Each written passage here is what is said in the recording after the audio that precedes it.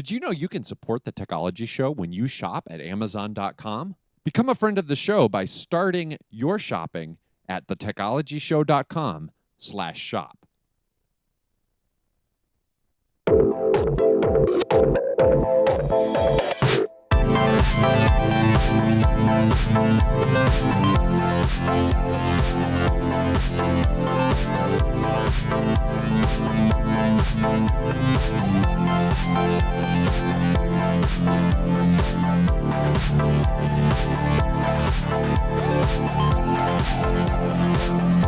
It's Tuesday, April the 8th, 2014.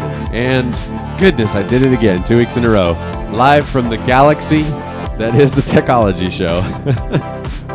I'm Matthew T.G. I'm Heath Mulliken. And I'm Tony Casey. Welcome to the Technology Show, a weekly podcast featuring technology, theology, and everything in between. This is episode 243. Yeah. So what is it you've done 2 weeks in a row? This right here. This. Oh, okay. I forget to come out of the bumper with this lovely Star Galaxy thing. So 2 weeks in a row, we've faded from the red galaxy. So the college basketball season for the men officially wrapped up last night. It did, really. And Connecticut national champs and Matthew's wife called it. Yes, she won the $1 billion bracket, guys. I'm so excited to tell you. No. I read that there was only, and I want to get this right, 1.6% of the brackets had Kentucky and UConn in the finals. Wow. I did not fill out a bracket. I did not watch any of it.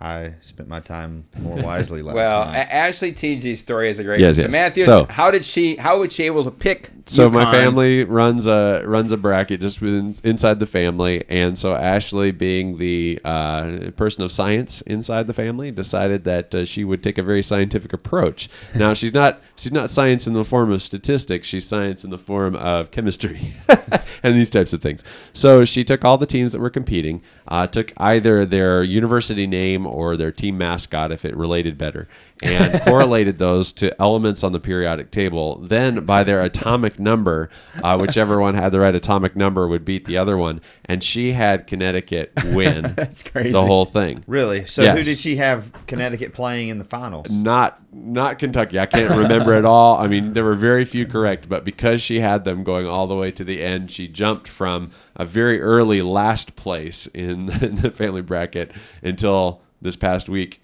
where she skyrocketed. Now, you may know the answer to this. Beautiful. When was the last time such a low-seeded team? I think they were an 7 or 8 seed. It was a 7 and an 8 playing. Yeah, each other. and I don't know that there's ever been that two I don't low know. seeds in the fight. I mean, and this is one of the reasons I didn't watch it, and you said the same thing. I didn't watch College it, no. basketball has changed so much that I have very little bandwidth in my brain, and so I have to select what I can put in there now. I guess I'm getting old or whatever. Yeah, So that's one of those things I've just removed from my brain. Yeah, well, a decade ago, it wouldn't have mattered who was playing. I would have watched it. Absolutely. I think that it's changed so much with freshmen. They come 1 year, they're gone. And so it's just not as interesting. Now, if Wisconsin would have continued to progress, I would have watched that right to the bitter end. I was so pumped for today. I was pulling for Wisconsin. I was wanting that to happen for you. I wanted to celebrate vicariously through you. And fortunately, the Big Ten choked you again. So what if Kentucky had won? I would have been disappointed. I mean, because they are the masters of this. Calipari is the master of the one and done. So in his recruiting, he has just said, come on over here. You'll play every game on national television. You'll be a lottery pick. Come on for, 1 year and play for. And to me, it's just ruining college basketball. But that's another thing. Wait, it's not. It has ruined. Okay, I agree with that. All right, talk about our giveaways here. So we've got several weeks ago we interviewed Dr. Matthew Sleeth on his book 24/6, a phenomenal book that we recommend here from the Technology Show. You can go to thetechnologyshow.com/giveaway or to our shortened link, techilo.gy/giveaway, and you can enter to win that. But we're not just that. No. We also have, from our interview last week with Dr. Devin Brown, 2 copies of A Life Observed, a spiritual biography of C.S. Lewis. Yeah, and we did not pump this past week. That's our fault. But nobody. It's like you guys just didn't even know it was there. So we are, just because of that, we're extending it out through the end of the month. We're giving you to the end of the month. And we're going to pump the hound out. And when we pump it, then we'll get all kinds of I hope entries. so, because nobody had if I pump it twice a day, and if we're going to the end of the month, I mean, we'll probably end up with over 100 entries. I hope so. And I mean, again, these are two great books, and Devin Brown was gracious enough to send these to us and sign them. Yes, so, they're autographed. Yeah, not by Heath, by the author. You would know if it was me. All right. Hey, today we want to talk about something called the Trash Mountain Project, and I want you to watch this video here, and then we're going to introduce you to our guest today. When Brett, Jael, and Michael returned from Tegucigalpa in Honduras, they went on a trip with an orphanage ministry, and when they got back, it was pretty apparent that something was different, that they had seen something that really struck to their hearts. We just went home and started praying because we didn't have any idea what that meant for us as a family and for us as a couple, and there was such a sharp contrast in what we saw there and the life we were living back home and the ministry that we had, and versus meeting the definite needs of these people versus meeting the desires of people that were in church and trying to keep them happy. And there was a definite break in our life, and God had to make that clear where we were supposed to go next. It would just make me smile. I'm sitting there watching him talk about this stuff. I'm like, Brett, man, there's no doubt in my mind what's going on right now. And there's no doubt in my mind that this is something that God wants.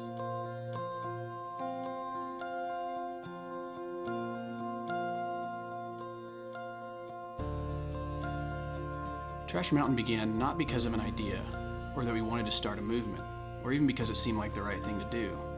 It began because God insisted, and when He insists on something, it's going to happen.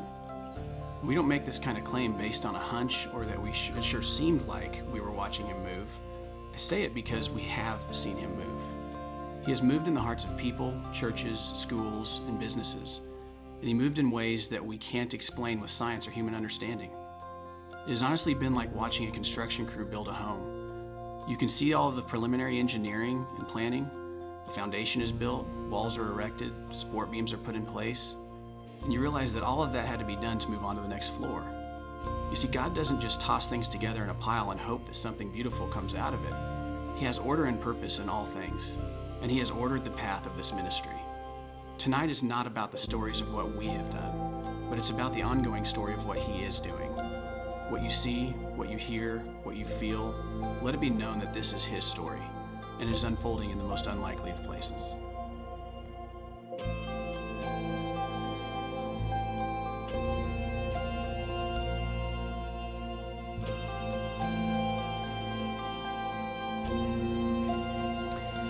It's my pleasure to introduce to you Brett Durbin. Brett Durbin is the founder and executive director of Trash Mountain Project. Previously a college pastor in Lakeland, Florida, Brett holds bachelor's and master's degrees in criminal justice and a Master of Arts in Christian Leadership from Asbury Theological Seminary. He just finished his first book, Witness, that released on April the 6th. He's married to Jay Lee, I hope I pronounced that right, and is blessed to be the father of 5, Gabriel, Matthew, Susan, and Josiah, and Jeremiah. Welcome to the show, Brett. Thank you. Appreciate you guys having me. It's good having you. If we were on a flight somewhere and we had just met and you told us that you were part of something called the Trash Mountain Project, the inevitable question would be, what is that? Yeah, usually the inevitable question back is, are you guys a recycling company of some kind? And, yeah, we're not, but we do work with recyclers, just kind of in a different way. Yeah, we're a nonprofit organization that really our main focus is to just to build Christ-centered environments in trash dump communities, and inevitably the question becomes, what is a trash dump community? And before 6 years ago, I really didn't know what that was. And this is a lot of people that have been out of the country, maybe in a underdeveloped country, maybe have seen what I'm talking about. It's where you would see children and families living, working in garbage dumps in huge landfills. They'll pick through and try to find recyclables to sell to earn a wage just so they can support their family. And, we went down on a very short-term deal with a different ministry, and the leader of this ministry felt led to move in a direction with us on that. And he felt that God was telling him to invite us down, and it absolutely changed our lives. So. Wow. Well, talk about how, you talked a little bit about how this started, but talk about the evolution of this project. Yeah, it's it started. We went down to Tegucigalpa, Honduras. It was just my wife and I and a friend of mine named Michael Barrett. He owns a production company, and he'd always wanted to give back to God through his skills with videography. And I told him, I was like, man, I think there's quite a story here. Just come along and see what happens. And he came down, and we spent a few days there. And by the end of this, my wife and I, we just knew we had to at least offer ourselves in some way to this ministry that had built this small Christian school next to this huge landfill, and was giving these kids an opportunity to get out of the dump. And went up to this Pastor Johnny, who ran this ministry, and he said, hey, we just want to offer ourselves to you in any way we can. And first thing he said to me was, don't move down here, and I kind of stepped back a little, and I'm like, okay. And he goes, no, don't take that the wrong way. He's like, let me explain. He's like, you're, from what I'm told, you're a pastor at a large church in Florida. And he goes, and you're from America. And he's like, if people like you don't go back and tell our story and help us, he's like, he points at this boy that was probably about 12 years old. He's like, that guy dies Thursday. Yeah. And that really set the pace for us to, our whole staff is based here in the United States. And so all of our locations we work in, we're in 4 countries now. We're in Honduras, Cambodia, Philippines, and Dominican Republic. We always work through the Johnnies of the world. We, find those local leaders. Really, we don't find them. It's always been kind of a unique story how we've ended up meeting them and just develop relationships with them, work through them and their staffs. And there's always people there, churches there trying to do something. They just need they need backing. They need some partners to work with them. So it's grown very quickly. It was not something we expected when we went back to Florida and started talking to people. I actually called my mentor professor from Asbury. I know there's some Asbury alum here in the studio. So first thing he told me was, dude, don't start another organization. We don't need another nonprofit. And he's like, check and see if there's anyone else out there doing this. And I honestly spent about 2 months looking, and I could not find a U.S.-based ministry of any kind that was doing this. And I found some churches and some ministries that were doing something with it, but no one focused on trash dump communities. And so we've now found one other, but that's about it. And so since then, we went ahead and started. And actually, 2 days ago is our 5-year anniversary of when we incorporated. And man, it's been a wild ride.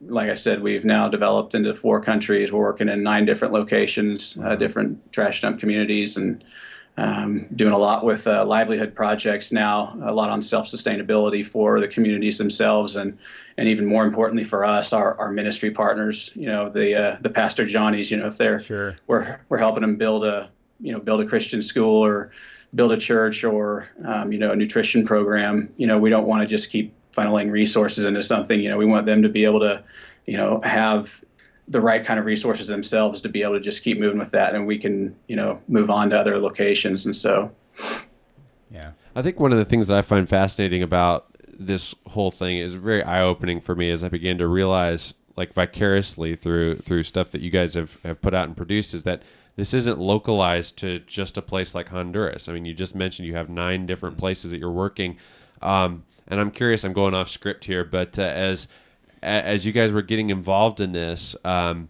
curious to know that process of realization that there's places all over the globe where this very similar way of life is being lived out. Yeah. That's why I was shocked that I didn't find a huge ministry, something that we would all recognize that was focused on this, because as I started, I mean, if you just do a simple Google search, you can find hundreds of these places, for instance, in the Philippines, that's our latest, our newest country that we're in. Philippines is not a large country. Now, there's a lot of people there. There's about 100 million people there. But in those small islands, we know there's over 100 trash dump communities, which that gives you an idea, and then most underdeveloped or developing countries do have this problem. Only places we know don't are mostly Western Europe and the United States.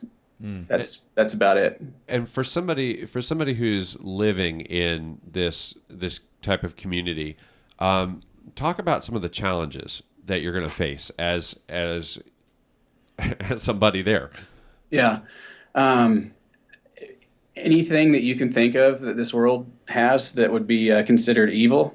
I mean, that was what was absolutely crushing for my wife and I. I mean, I can't even talk about it without getting emotional, just because we deal with just so much, with these kids. I mean, you have kids working. They start working these dumps as young as 2 and 3. I mean, we and it sounds crazy, but they do. I mean, the parents have to take them. You go and you find babies laying in boxes as their parents work, and kids get crushed by the trucks because no one really cares. Human life is not viewed as these people aren't. They're viewed as part of the trash, and you talk to them. They feel most of the time when you talk to them, they feel like they are part of that environment. Wow. They're not.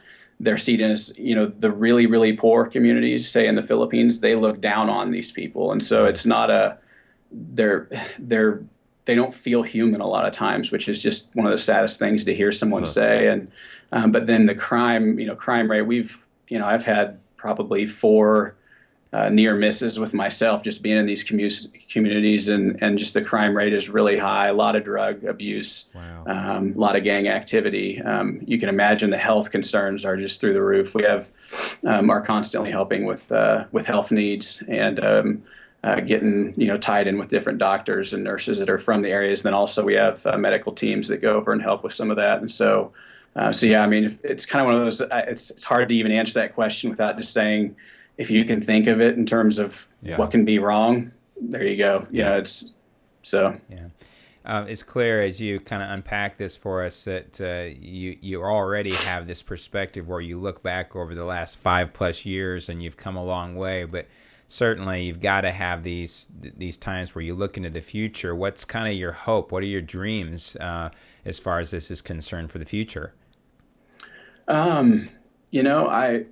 I hope that we just keep expanding at the rate we are right now, and hopefully that even it expands faster. Just because, like I said earlier, if you know that one small country has 100 places like this, it feels like you're almost shooting a BB gun at a bull. When you're dealing with this, and I mean, you do have a major. We've seen huge change in the locations we've been in now for a few years. The communities are totally different. I mean, when you put an education option there, when you put a church there that's actually involved in the community, and you help the kids with nutrition, you're doing elderly care, and you're helping with livelihood projects and giving people jobs, and you're doing these different things just as an act of love in Christ's name. I mean, you see a change. I mean, it's visible. You can feel it. You can taste it. I mean, it's there. And so we see that, but then you also get overwhelmed because it's like, man, are we even scratching the surface? And I hope that this turns into a global ministry. I mean, I feel like we're international right now, but I want it to be global. I guess if you were to ask what my dream is, that would be it. Not so we can be big. I think that's sometimes is what can cause an issue, is you want to be big. I don't want to be big. I want to be big so we can reach all those areas. And so. You talked about the conversation you were having with your friend who does the movies, and you talked about that. Man, there's a story to be told here. So take a moment, and in your travels and going down there, just share one of those stories of the people that you've met. Yeah, I don't get to know a lot of the. We usually start with kids, and all the leaders we work with are incredible. But there's usually like 1 or 2 kids I get to know in each location. And inevitably it seems like something unique happens with their story, just over time. And the first one in Honduras, there's a little girl named Laylee, and at the time she was 12 years old. And when we went on that first trip, my wife and Michael and I met her, and she kind of tagged along with us. We were just learning about the school, and we were taken up to the dump and walked around the community and saw the homes, and she just kind of kept popping up, and so we started, kind of joking with her, and by the end she was just kind of our little friend, and didn't think much of it after that. Of course, prayed for her, and thought, maybe we'll see her when we come back, and when we were after we came back to the United States, and we started showing this short 9-minute, documentary to people, and the response was so high. And we formed, and then we decided, hey, we're going to go back down and do something. We had a children's ministry, raised like $7,000 in like a few weeks, which was, we weren't really seeing that coming.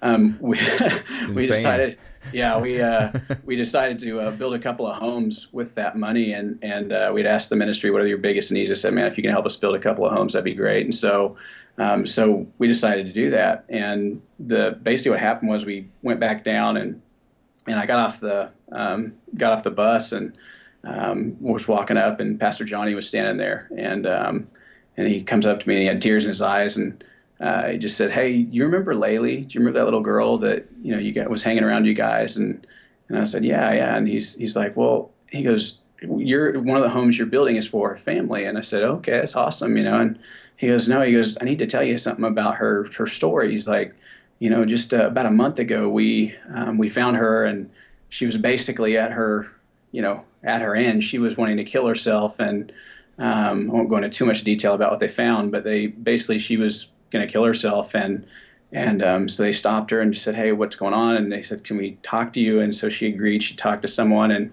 and basically she didn't feel safe in her home. I mean, the homes they lived in, you can picture it. I mean, you've seen, barrio kind of situations, just horrible living conditions, and she said, "I sleep in a room with my brothers and sisters with no locks on our doors or windows. The bad people come in and hurt us, and we get sick if it rains. It comes through the house, and we just, and she hadn't said anything to him about praying this, but he came to her after about 2 weeks of counseling, and he didn't know she'd been praying about this or not, but he went and said, "Hey, do you remember those guys, those American guys that had the camera, and you hung out with them?" And she, yeah. And she's like, "Well, they're coming back down, and they're going to build your family a house." And she's like, and she just kind of, froze, and she said, "You mean God really does hear my prayers?" And it was one of those times where you just kind of, and then ever since then, she's turning 18 this next week, and she's their top student at their school. Wow. She wants to study abroad. I made a deal with her. I'd learn Spanish if she learned English, and I do not know Spanish yet. I guess she's pretty much fluent in English now, and so I'm in trouble. But yeah, she wants to become a psychologist to help kids in trash dumps now. Wow. Awesome. And so, I mean, it's just stories like that. I mean, I hope the Laleys of the world actually are running this ministry within 10 years, to be honest with you, because they actually know what it's like. I mean, if we can replace ourselves with them, sure, goal met. So yeah, one of our hopes for a show like this is that people will watch the episode and want to get involved. So if we have someone that stumbles along this, how can people get involved with this project? Obviously prayer. I mean, for us, we've had just prayer has carried us along. I mean, we've had just so many just unbelievable answers to prayer, and so obviously, getting on our prayer team, that's easy. Just going to our website. It's just trashmountain.com. You can get signed up, and we can keep you in the loop on that. Sharing our story. I mean, just like what you guys are doing. I mean, what you're doing right now is a big part of it. I mean, we have a really loyal, base of people that are involved in this in Kansas and Florida, a couple places we've been. And, but as it spreads, obviously it just takes more and more people backing it to get to those other places. And so just telling the story and church partnerships, I mean, that's huge. Our goal, number one, that was when we started was, if the church isn't going to get behind this, I don't want to do it. I've always just seen as Jesus left us one mechanism in place, for this world, and it's the church. And, if they're not going to back this, I don't want to do it. And so we have about 45 church partners right now. And that's just, huge to us. So if you're got a church you think could be interested in this, we have a lot of ways churches can work with us, and volunteering, obviously financial donation is huge. But yeah, just spreading the word is a big part of it. So Yeah. Brett, we always try to structure, our interviews to really just help you get your story out there. But is there anything so far that we haven't touched on that you want to make sure our viewers and listeners get today? I noticed your C.S. Lewis thing that made me smile. I saw that was this last week. I have literally kind of a shrine. I don't want to call it that. That's not a Christian thing to have. But I have a shelf in my office for C.S. Lewis. Yes. And I had my emphasis at Asbury was in apologetics, and I'm a logical thinking guy, and what's happened with this ministry has changed me in a lot of ways, and it's just the unusual nature of things that happen when you go into some of the darkest corners of the world. I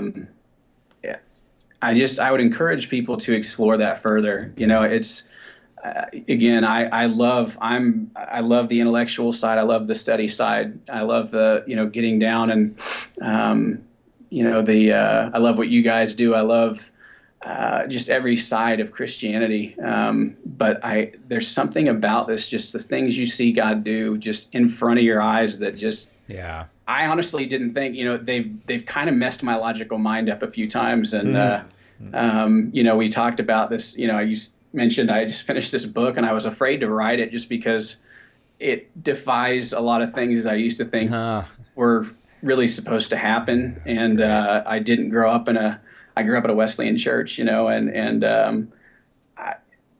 I can say is the story speaks for itself. And, it was just, it's just been an interesting ride, and I hope that it's something that can encourage and maybe challenge people. And I'd love to hear, I'm glad you brought it up, but I would love to hear people's perspective on this story that don't know me and don't know this ministry, because most of the people that are hearing it or reading it or whatever, they know me, and it's like, well, maybe you're just being nice, I don't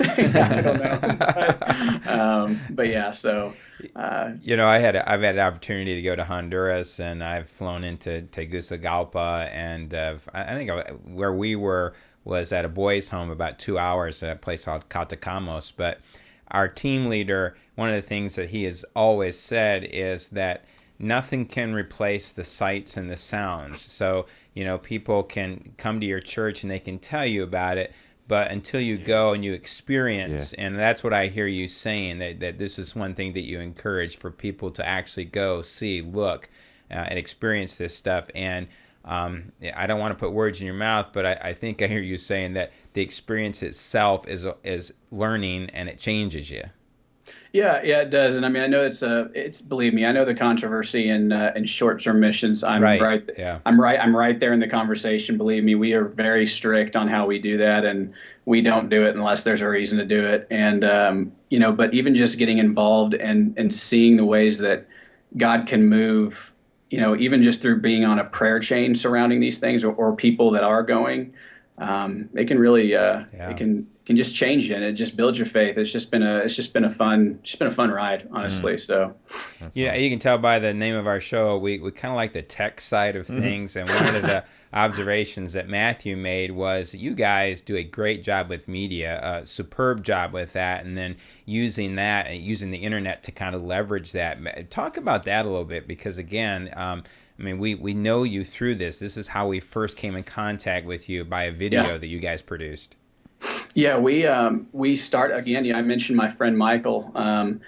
We probably would not have actually started as a ministry unless he shot that video in Honduras. And so I had no idea the power of a video on it. When we went down, we bring this thing back, and I showed it to our college ministry, and then showed it to our church. Yeah. And before you know it, there's all these people saying, "How can we help? What can we do?" And I and so, and he does such quality work. Yeah. It was like we paid $10,000 for something, but it was free, And so, then we all of a sudden we have all these people coming out of the woodwork that are really, really good graphic designers. We've been blessed with just incredible, guys in all forms of tech. We have I think our staff and just the people that are behind this.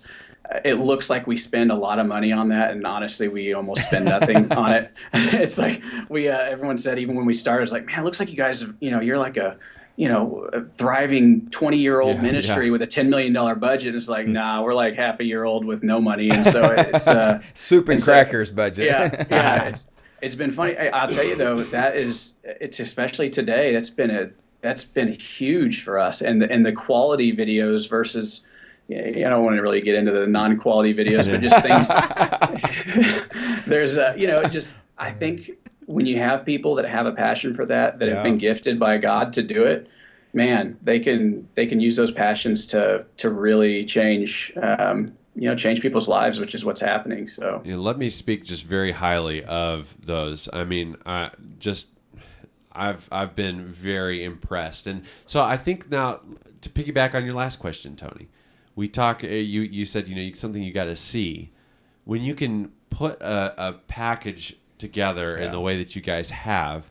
You're bringing it's not the full picture, but you sure are bringing a large portion of that experience when you can do it well, like you have. I mean, there's one of the videos that you guys have put together where you're asking some of the young people, early teenage kids, what their dreams are. Right, yeah. That's going to stick with me for the rest of my life. Like, I will not ever forget having seen and watched that video, and I'd encourage people who are watching this to let that be your next step after you're done with today's episode. Go look at these things, go find them and seek them out. Very well done. Yeah. Hey, Brett, before we let you go, as we mentioned in the intro, and you just mentioned, you just released a new book, Witness. It actually just released this week on the 6th. So tell us a little bit about the book and where can people go to buy it. We've put a link to get it on Amazon in our chat room today, but talk about the book a little bit. It's something we've been putting together over the last year. I wrote it with my pastor here in Topeka. I wanted someone to co-author it with me, just really as a kind of a form of accountability. His part in it is really just to tie the stories. It's a story, really. I mean, it's a book about the story of Trash Mountain and how we've gotten to where we're at right now. And he ties the whole thing with just some biblical truths all throughout. And like we just said with the technology, we've done a lot with documentary and film and other things like that. And we just felt like this was another avenue of sharing the story. And it actually is a lot more detail of anything we've ever done. And so, it's available on Amazon. It's just called Witness. It's basically true events from people living, working, and dying in trash is the subtitle. And, I hope it's something people enjoy. And I'm excited about it. So far, the reviews are good. But again, it's mostly people who've met me. So. Well, listen, Brett, thank you so much for taking time out of your schedule to be with us. And once again, if our listeners and viewers want to get in contact with you, what's going to be the best way to do that? If you just go to trashmountain.com, and if you go through the website, any way to get involved with us is all throughout there, and you can find out more about what we do, find our videos or documentaries, and any future projects we're doing. And you can email info@trashmountain.com, and find us on Facebook, Twitter, any of those, many things. So that'd be great. All right. Well, Brett, thanks so much. Thank you. Blessings on you, brother. All right. Thank you. All right. Bye-bye. Bye. Yeah, Matthew, that video you were talking about where, they ask kids about their dreams for the future. That's a powerful. Yeah. Very powerful. I've watched through a few things that they've done. Again, just well done. Yeah. And in that medium, like you said, the power of that medium done well is really something. Yeah. The two great things that I love what they're doing is, it's like the local guy told him, don't move here. You're a better help to us in America. And then the second thing was their goal is to hand this off. Their goal is they're investing in these kids now in the next 10 to 15 years that Yeah, the girl that they're story that, gonna he raise told, up. she may actually be, one day heading up what they're doing. Yeah. All right. Well, listen. Well, if we had a clutch on this show, we'd be shifting gears really hard. Yeah. we would be. We are shifting gears really hard. So many of you know that at this point we usually go to download of the week and then they set it, but we're not doing any of that today. Yeah. So because we have an announcement to make. Yes. As many of you know, I've been working on PhD, and that has become rather stalled for me. And a few weeks ago, I sat down just to take a look at my time. Where am I spending my time? And last month, we celebrated 5 years of the Technology Show. It started out really simple. Yes, it did. And Matthew and I have begged people not to go back to watch some of this. Yeah. Even though we've made them available to you. Yeah, please resist the temptation. Please don't listen to them. You Yes. can't even watch them. Please don't Yeah. listen to them. But the show has grown, and to a product that we're proud of. The problem with that is that it has increasingly just taken my time. And when I sat down just a few weeks ago and looked at where I was spending my time, one significant area of my time was here. And so it came down to this. I was either going to finish the PhD or throw myself into the show. And, I regret to announce that I'm going to throw myself into my PhD. And so we had a meeting, Matthew, Heath, myself, about, what's the future of the Technology Show? And it became apparent that this is going to be our last podcast today. The amount of time that goes on behind the scenes is it's just a lot of responsibility. Yeah, it is, and it takes all of us. Like the right. reality is, like without somebody doing what you're doing, and again, I don't think people can appreciate it. Even Heath and I, even though we have some insight, I don't think we can fully appreciate the time and the investment that it takes in getting this done. But it cannot exist in the way that it is without that part. And rather than trying to put something together that we're not proud of, we feel like it's better to just push the stop. Now, having said this, I want to say this. I mean, originally I had blessed Matthew and Heath to go on, but again, just finding that third person is not going to happen. But some of our listeners, viewers, when you get this, you may have some ideas of your own that you would want to share with Heath and with Matthew about, possible just ideas that you have. The show could not run the way that it runs from the tech point of view without Matthew, all that. I mean, he does the magic. We couldn't have the crashes like we've had the last couple of episodes. It's great because people all the time are contacting me. How do you guys do? I don't have a clue how we did. Yeah. I don't know. Talk to Matthew. There were, when I first came on, there were times when TG would be away, and those days were stressful because Tony had to steer the ship, and it was just... At one point, we jumped the shark where it was like, okay, when Matthew's gone, we can't do the right, show. Yeah. It becomes so advanced. Yeah, and for me, we told Tony that as he was praying and really seriously contemplating this decision, it wasn't...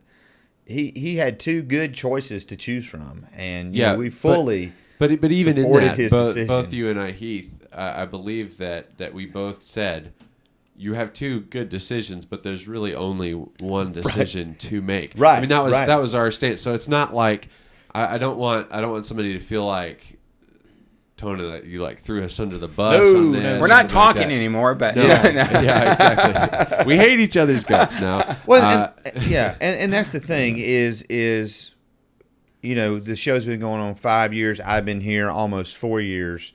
And I know, it's unbelievable. I mean, it's crazy. I remember moving down here and just saying, "Hey, if I move down here," and you guys are like, "Yes." Well, I contacted you. Listen, let's go back to that because we'd had Heath on as a guest a couple of times, okay, and That's we right. really liked Heath. Tony and I did. And of course, we knew Heath. The viewers don't, but Tony. He just did such a good job in conversation that we were like, man, it would just be great to have Heath as a part of the show. So then we know Heath's taking a church in the area, and our conversation was, we got to get Heath. We've got to get him to come on every week. So I called Heath and I said, listen, with you coming close, Matthew and I were talking about this show. I got no further than that. He said, yes. Yes. Yeah. And that was actually a conversation I'd had with my wife, because when we came down to interview, that was the first time I came to your house, and that was, when we were still in the basement. Yeah.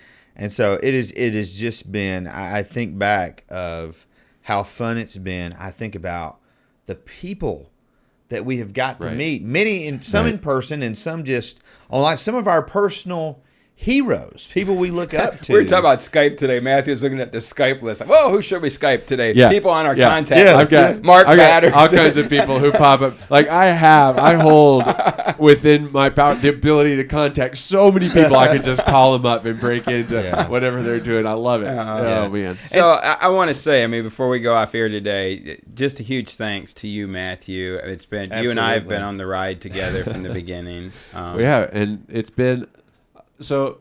Like we're treating this very happily, but let's speak frankly. It's a death, man. The past 2 weeks have been as we've worked through the process, it's really been tough. Yeah. Because 5 years, I could count on two hands. I don't think it'd be over 10 times that once a week we weren't together in the same place or via Skype. We missed 9 weeks, about 9 weeks since we started, roughly. So, pretty. And and a huge thanks to you too, Heath. I mean, it's been great. I call you the personality. Well, and the thing is, even though Matthew and I just felt that without Tony, it's not the technology show. Right. We could do a show and it would be something, but it wouldn't be the technology. There I go. But you guys are open to some ideas, right? If listeners, viewers. Oh yeah. I'm. So don't we're email free me. agents. Email me. Let's just put that out there. We're free agents. I've started a wrestling, podcast. It's been a lot of fun. That's been very therapeutic for me in the season of life that I'm in. I know most people think that's pretty stupid, but I wouldn't be able to do that. Yeah. I wouldn't be able to have that outlet if it weren't for you guys, if it weren't for this show, and the opportunities that has been given there for me. I wouldn't have the courage to walk up to strangers with a mic and a camera, say, "Hey, let me get a couple of thoughts from you." And if I go to any event, I take a mic and a camera. Just because you never know when you're going to get a chance to talk to somebody. And so I definitely, I feel like podcasting is just this huge thing now. Even before we got started today. All right. I'm not trying to belabor something or drag it on here. All right. But we got time. Good gracious. We intend for an hour. Listen, long podcast. We'll go overtime today. Who's going to fire us, right? Yeah. As we've grown this thing, I love looking back, not because it was great in the beginning, but because I was always pushing. Let's take the next step. Yeah. Let's take the next step. I can remember when we brought a video camera in for the first time, a little webcam. Let's try to do video. Could we do it? What push the boundaries? So if I talked about the kinds of programs that I've used from a tech point of view. Started out just a Skype call and GarageBand, recording that Skype call. Then we made a switch to using CamTwist. Now I use a program called Boinks TV. And every time just pushing how far can we take this thing? And I love, that's just my personality. Yeah, you've been the creative genius behind it, because even so as my role grew, it was like, hey, I wonder if we could. Yeah. And it's like, yeah, we could do that, Yeah. And so when we talk about feeling like something's dying, we're gonna lose that. I mean, I'm gonna just be looking for ways to invest that into something else. I can't tell you how. I mean, I said it in the pre-show, but today was laborious for me. Yeah. I usually have questions done on the weekend and latest on Monday, have them out to.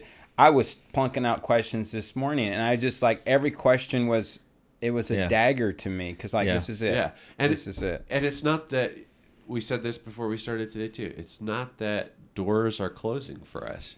Like the more avenues we've gone down, the more we've found to go down. Yeah. And what's sad is that there is a place for what we're doing. Oh, wow. There is a place for what we're doing. Yeah, I want to speak to that. But let me say this. There's one more thank you, and I have some honorable mentions here, but one more thank you, a person that you never see, you never hear of, but that's Sherry, my wife. Yeah. I mean, she has been a supporter of this from day one. Yeah. Matthew's made the joke about this studio is our former bedroom, and it was. It is. Yeah. And so, Matthew said it would be great if we could paint the walls black, And like Sherry was in here painting with me. She's been supportive. She's been sad about that it's come to this. I mean, she's grieving with me, and so just a huge thanks to my wife. Right. I mean, I can't thank her enough. Yeah. This today, like you said, it's been a double whammy for me because as we've talked about, my wife is suffering from Huntington's disease. We had a doctor's appointment this morning, and it got canceled after we got there. And so, for about a couple of days, I didn't think I was going to be able to be here today because of this doctor's appointment. And Which so, stunk. I cannot tell you the stress that the last 8 days, just knowing the things that I was, just kind of facing today. And even we leave here, we go to a conference at my son's school. So it's just like, it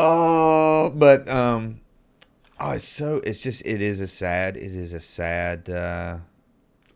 Okay, honorable mention, and then I want to get back to what you're talking about in terms of a market for this. Sure, All right, sure. Honorable mention, Steve Stanley. How Yes. can we not? Absolutely. He I started wish we with could pull this. him in, just for a second to give him a hug and say thank you. What a 'cause guy. He did.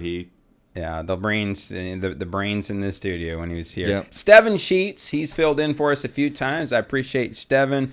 He just sent out a tweet saying that if he was here, he would give us all a big hug.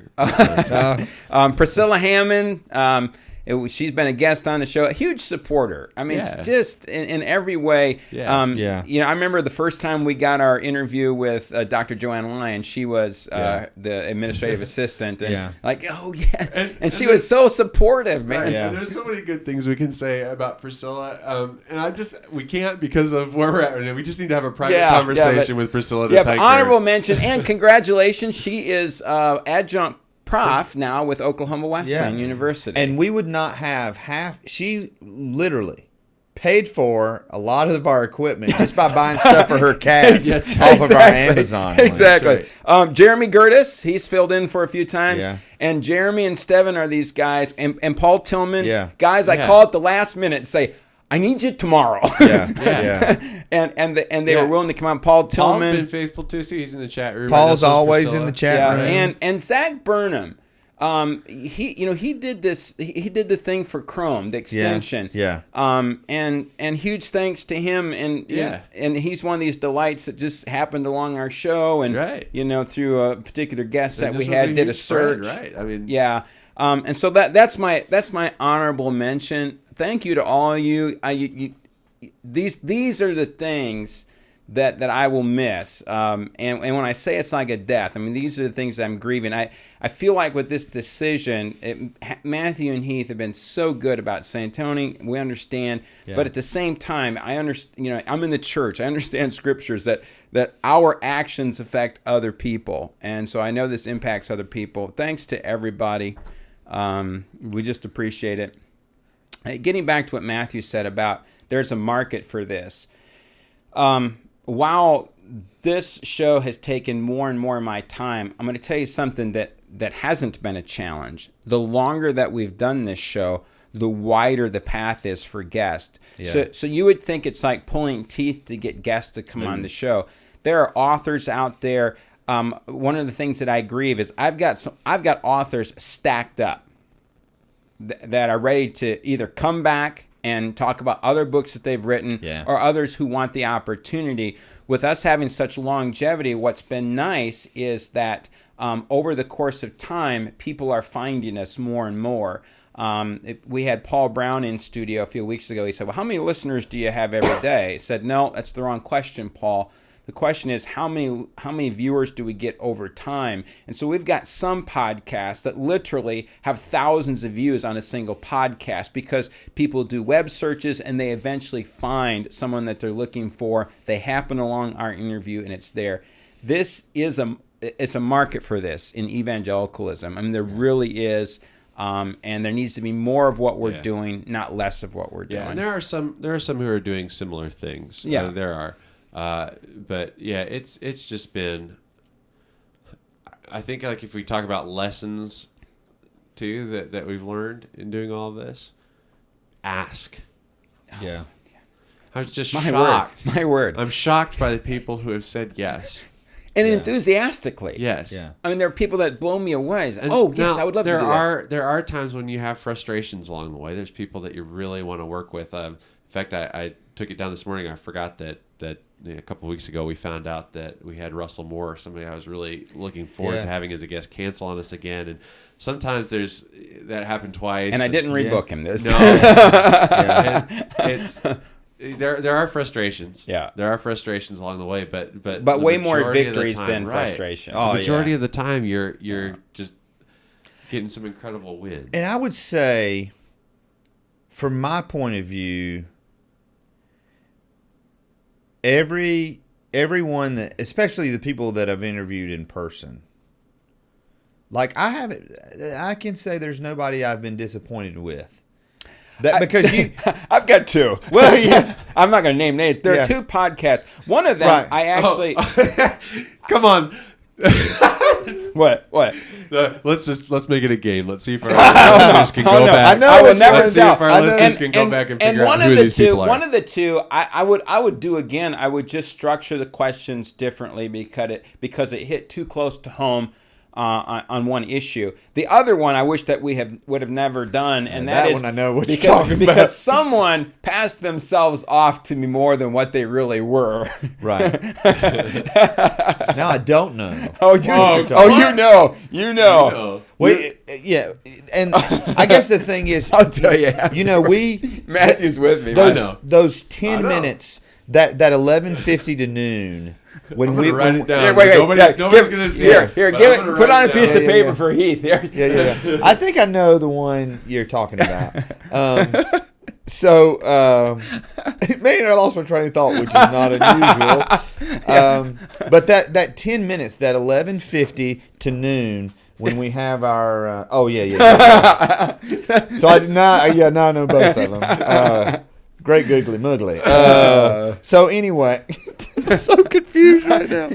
Never mind what he was saying. But like I said, those 10 minutes that we have with the guest before the cameras are rolling, where you really get, it's been there great conversation, where you and Mark Batterson are talking about the Green Bay Packers. Yeah, right. Or there was one guest we found out, and you find out where they went to school and who their team is, and you find out it has just been something nothing to do with the interview. It's just just getting to know making each personal other. connections. Those are some of my favorite times. I don't know if TG's got any of those recorded, but I just think let me back. put you guys on the spot. Is there a favorite? Oh man, Is there a favorite interview that you would say that one there? Favorite thing. I don't know that I have. For me, it's not a favorite. There are a few that stick out. So oddly enough, over the last 8 weeks, one of my favorites of all time, which came out of nowhere, was the Jason Butler interview. Yeah. So for me, that is a highlight. Rosaria Butterfield is one of those that's a highlight for me. Man, that was a great. One of our first author guests that we got on because of a book was Kim Meyer. Yeah, that's right. Kim Meyer. I mean, she was. I don't know if she was the first, but it was just very early on, and she wasn't the first, but she was early on. It was one of the. It was really the first time that I began to realize we can do this. Yeah. And then it was shortly followed up a little later with Mark Batterson, and we've thrown his name around a ton, but they've just been so gracious to us. Heather Zempel, who also is on staff there. They've been awesome. Like we literally have a relationship with that staff. I think our first author was Melinda Denton, and then you said to me, we ought to get Ken Meyer on. And so it's like that. And that was my first time of just shooting out an email like, okay, what does this email look like? What am I saying? And then when she said yes, I think with you, the same reaction like, well, wow, you know, someone wanted to be on our show. Yeah. So, hey, let me clarify a couple things that are coming up in the chat room right now. So, is anybody going to thank the guy on a buffalo? Yes. In fact, I didn't see that. In fact, I didn't see that. We found out who he is. Yeah. And we're working on contact information. We wanted to have him come on as a guest on the show. Yes. It never came through. But we actually found out who the guy is and got that That's far. right. I remember research. that. Yeah. But Now, I told you guys you had to work that interview. Yeah, and that was my fault. That's what the show would become if we tried to continue it on without you here, We Tony. need to end with that today. We need to. I'll have to look it up and see if I got all it. 4 parts, and I'll sing along for everyone. So next point of clarification: everything that we've done is not going to cease to exist. Right. It all is there. It will Until stay the there, lawsuit. and that includes Priscilla. That includes the Amazon affiliate link. Yeah, It'll stay there on the website page, and for future purposes and use, you can still start your shopping. Yes, you can. Yes, you can. You can still start your shopping through the Amazon affiliate link. you go to doubledropkick.com, click on support the show. Everyone's talking. So this has become like the flea market now, where people are trying to. Hey, listen, this Atari right now. We're gonna start to bid $50. We're already getting offers for the pictures behind the wall. Let me just say, Everything must go. Everything Oh, must go. yeah. Okay.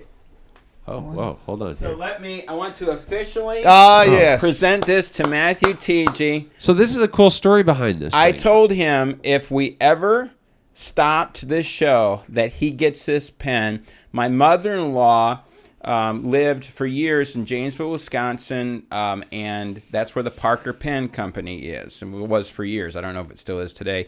And so she got from someone a whole box of Parker pens, different and varying kinds, and that was in it. And so, Matthew, officially, I'm handing it over to you. I don't know, like, if people know, but like I was educated on this because of you, Tony. This is Parker Pen's a serious, big time. serious pen. It's a premium pen. and no relation to Parker Brothers. This is not a Bic. Don't even put a Bic pen next to this, okay? Please don't. Yeah.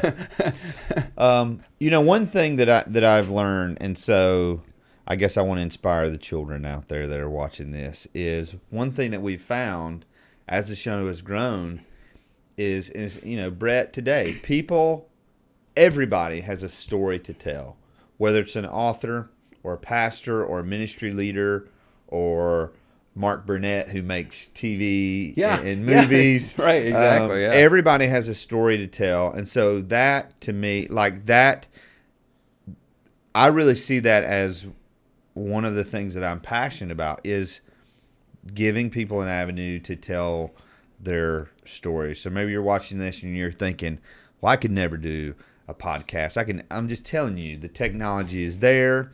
You can dumb it down and make it happen, and just give people an avenue to tell their story and to be an inspiration to others. And that's what I love about this show is I know that I know we've helped people and we've been an inspiration to people. I've heard, because it's been an inspiration to me.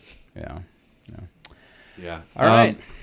Well, I feel like ready to wrap it up. I feel like there's still so much more to talk about. I feel like the Oscar band is getting ready to play us off the stage, and we won't be quiet. There just really is so much to talk about. So you've said your thanks, Tony, and thank you. I know that like the work you've described it often. You said it is work in the amount of time that it requires, but it's a joy. It's not a job. Work I love. Thank you for everything that you've done. People who will watch this, you thanked a lot of them. There's so many that haven't been, but that just have been good friends Yeah. to us and encouraged Very us. gracious. Yeah. Yeah. All right, I think that's it, guys. I think we need to wrap it up. For one last time, Heath, where might our listeners find you on the internet? Hey, forever and always, HeathMullican.com. I guess I'll be spending a lot more time there now. And but hey, thanks so much for following. I'm the only Heath Mullican in the world, and I would love to be your friend online. All right, Teej, where can they find you? Well, right now I'm trying to find the Guy on a Buffalo song, which has come out of our lineup of stuff that we use on the show. So it's not going to happen today, I'm afraid. But you can find me over at MatthewTG.com. That is the spot that will just take you to everywhere else where I can be found. All right, you can find me at AKC64 at both Twitter and Facebook. Hey, if you want to do any further research on anything we discussed today, you can find all of the links to the stories we covered. Listen, seriously, thank everybody out there for those of you that were loyal listeners, for someone who might just stumble along this podcast. We appreciate it. The Lord bless and keep you. Goodbye, everybody. Goodbye. Adios. For the very last time. One day the guy on the buffalo was cruising across. I wish I'd have thought of that.